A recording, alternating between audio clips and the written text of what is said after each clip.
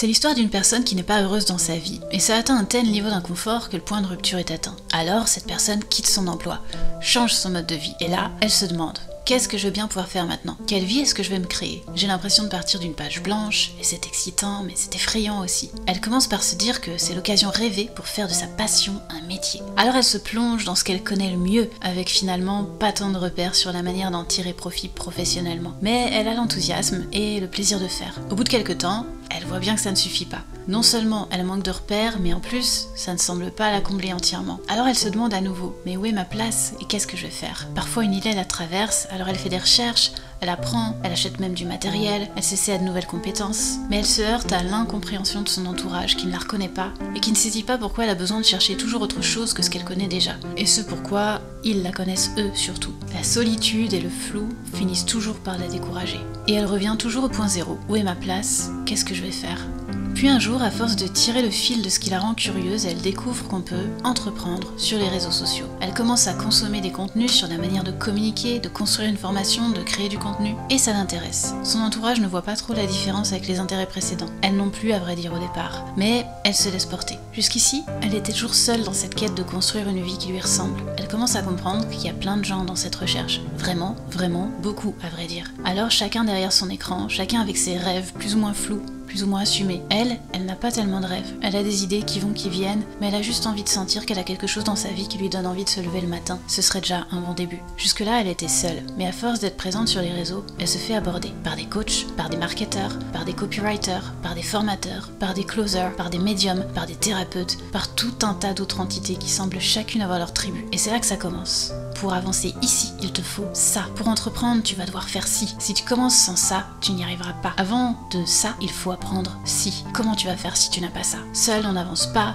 Seuls ceux qui investissent en eux développent quelque chose de viable. Si tu investis petit, tu gagneras petit. Délègue directement ce qui n'est pas dans ta zone de génie. Trouve une toute petite niche à exploiter. Vends avant de créer ton offre. Tu dois aussi investir dans ton bien-être. Tu dois aussi prendre soin de ton corps. Il te faut une routine pour tirer le meilleur de ton énergie. La productivité, c'est la clé. Tu dois pouvoir le faire en 4 heures par jour et ça doit être agréable. Sinon, tu loupes quelque chose. Sa partie consciente ne savait même pas qu'elle voulait entreprendre et voilà qu'elle se retrouve à se demander comment être visible, faire de l'argent et créer un produit. Une envie emmenant automatiquement vers une bonne dizaine d'injonctions balancées à l'appel. Si je veux ça, apparemment j'ai pas le choix que de prendre tout le reste avec. Elle avait l'impression de se rapprocher d'un projet clair et d'une voix professionnelle qui la faisait vibrer, en grappillant une information ici, une autre là, en étant aidée si gentiment par plein de gens prêts à prendre sur leur temps pour la conseiller. Et puis soudain, tout devient noir, confus, brouillon. Est-ce que c'est vraiment ce que je veux faire? Est-ce que c'est pas une nouvelle lubie qui m'a pris, qui va encore s'écrouler sur elle-même? Qu'est-ce que j'arrive pas à comprendre pour faire les choses dans l'ordre? Pourquoi je suis pas capable d'y voir clair avec autant d'infos à ma disposition? Est-ce que je suis pas simplement une incapable? Tant il y en a des gens qui l'encouragent et lui disent qu'elle doit juste persévérer, itérer, réitérer, et que ses idées sont intéressantes. Mais la naïveté a ses limites. Elle gagne en expérience, elle gagne en maturité, elle gagne en connaissance de ce milieu. Elle est maintenant capable de voir la mécanique de prospection quand on vient discuter avec elle, les structures de vente quand on lui propose un appel, l'insistance quand on lui propose un e-book, l'aigreur quand elle refuse un accompagnement, parfois même l'hypocrisie à peine voilée, les messages copiés-collés ou les invitations à collaborer, moyennant finance. Tout ça se mêle et finalement, à qui faire confiance, à qui s'attacher, à qui se lier. Maintenant, elle est en contact tous les jours avec des dizaines de personnes et elle se sent plus seule encore qu'avant de se lancer. Parce que faire la distinction entre les amitiés, les affections réelles, ceux qui passent et ceux qui voient en elle une opportunité dénuée de traits humains, c'est un vrai casse-tête. Elle se méfie un peu de tout le monde, ne sachant pas qui a des intentions sincères